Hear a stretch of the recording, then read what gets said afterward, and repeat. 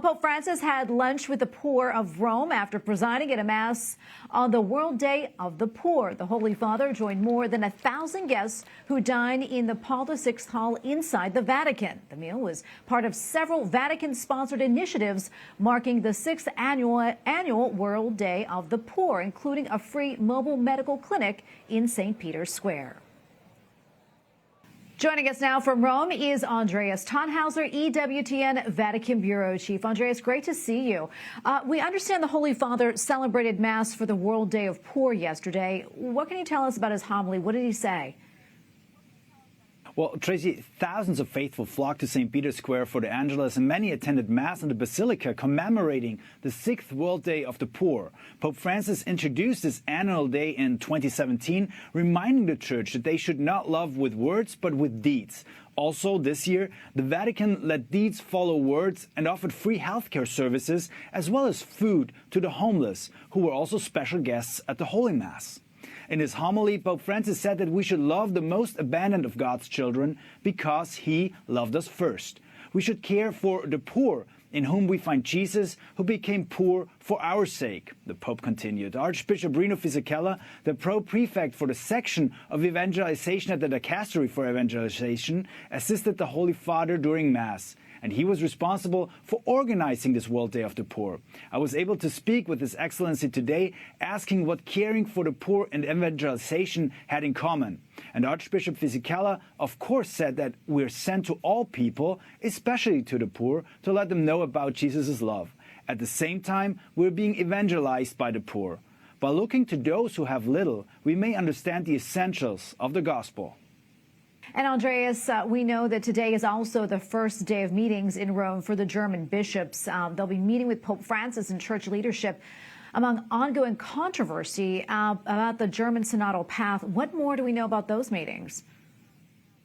Well, so Tracy, we know that there have been many pre-meetings in the Roman Curia, so the church leadership, to make sure that the German bishops are addressed with one voice. It is the first visit of the whole German Bishops' Conference to Rome since 2015.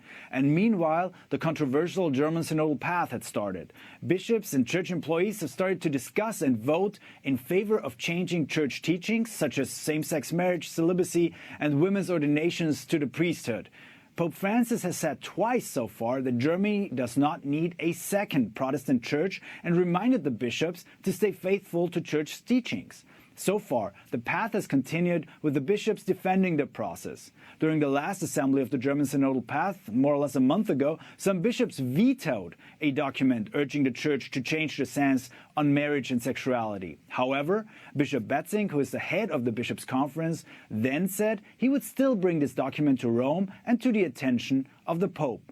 Now, we expect Pope Francis to remind the German bishops of their limits and the limits of the synodal path and repeat his warning from 2019 when the process began.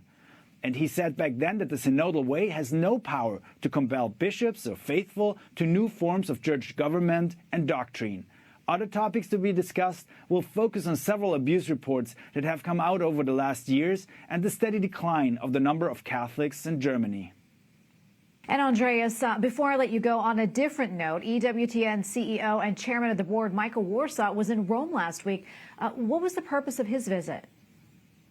Yeah, that's right, Tracy. He was spending several days here in Rome, and he participated in a meeting organized by the Dicastery for Communications. He's been reappointed by Pope Francis as a consultor to the Dicastery and also met in this function with the Holy Father on Saturday. As you know, Tracy, here in Rome, we're working closely with the communication channels of the Holy See in order to broadcast and publicize the message of Pope Francis and of the Church to the whole world. So this was really great joy for us to see.